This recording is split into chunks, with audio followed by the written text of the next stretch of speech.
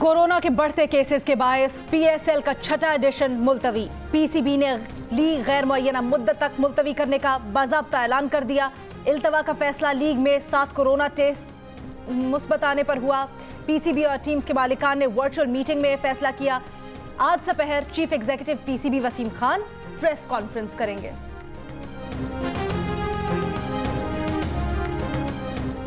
Pakistan super league में शामिल 2 टीमों के मजीद 3 खिलाड़ियों के कोरोना टेस्ट मुस्बत आए। इससे कबल 3 खिलाड़ियों और एक कोचिंग स्टाफ का कोरोना टेस्ट भी मुस्बत आ चुका।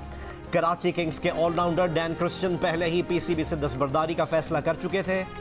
वसीम अकरम को भी डॉक्टर्स ने फौरी तौर पर होटल छोड़ने का मशवरा दिया। लाहौर कलंदर्स के सीईओ राना आतिफ कहते हैं कि पीसीबी बायो सिक्योर बबल नहीं बना सका। पीसीबी से कई मरतबा कोरोना प्रोटोकॉल्स पर अमल दरामद करवाने के लिए कहा। तज्जियाकार सिकंदर बख्त कहते हैं कि स्क्वाड में शामिल अफराद ने कोरोना प्रोटोकॉल्स पर सख्तियां नहीं की, जिसके बायस पीएसएल मुलतवी हुआ। इससे हम सब का नुकसान हुआ, इमेज खराब हो रहा है।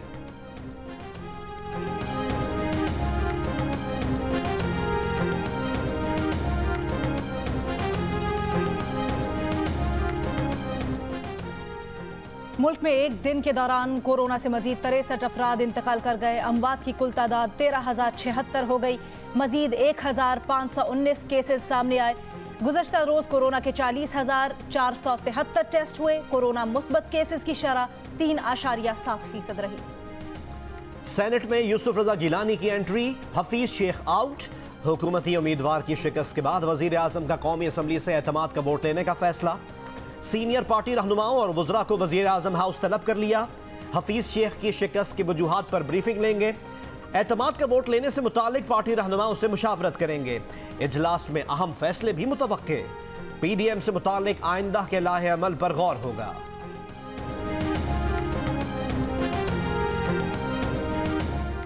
साबिक सदर आसिफ अली जरदारी, नवाज शरीफ और मौलाना फजलुर रहमान का वज़ीर आज़म से फौरी इस्तीफे और नए इलेक्शन का मुतालबा। आसिफ अली जरदारी का नवाज शरीफ और मौलाना फजलुर रहमान से राब्ता।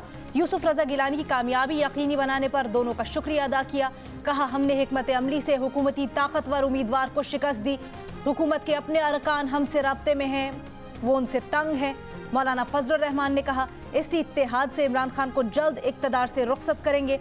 तीनों रहनुमाओं की पीडीएम के मुस्तकबिल की हिकमत अमली और लॉन्ग मार्च की तैयारियों पर भी गुफ्तगू।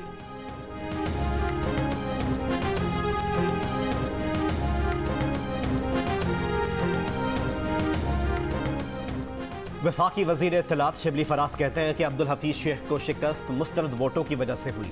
मुस्तरद वोटों का तरीका वीडियो में सिखाया गया था। प्रोग्राम जियो पाकिस्तान में गुफ्तगू करते हुए ये भी कहा कि हफीज शेख की शख्सियत से मुताल्लिक कई मुहर्रकात हो सकते हैं।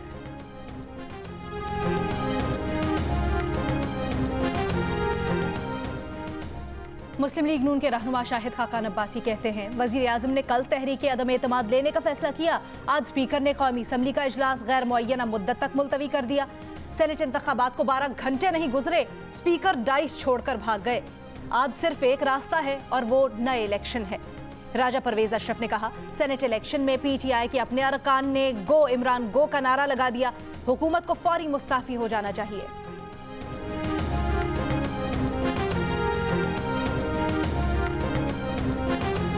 पीपल्स पार्टी के रहनुमा खुर्शीद शाह कहते हैं कि हुकूमत की फ्रस्ट्रेशन का जवाब हमारे पास नहीं। हमारे पास एटीएम के लोग नहीं थे। सियासत में कभी टिकटें फरोख्त नहीं हुई। इन्होंने रिवाज डाला। इन्होंने पार्लियामेंट का वो हाल किया है कि हमने पार्लियामेंट आना छोड़ दिया।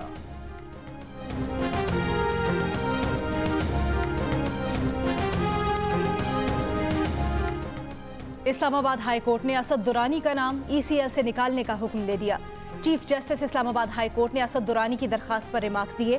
क्या विफाकी हुकूमत के पास खुली छूट है कि किसी को भी ईसीएल में डाल दे?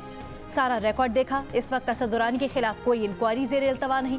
दरखास्त गुजार 3 स्टार रिटायर्ड जनरल हैं और DGISI रहे। अब वो एक आम शहरी हैं और आज़ाद घूमना उनका हक है। कोई वजह नहीं कि असद दुरानी का नाम ईसीएल में रखा जाए।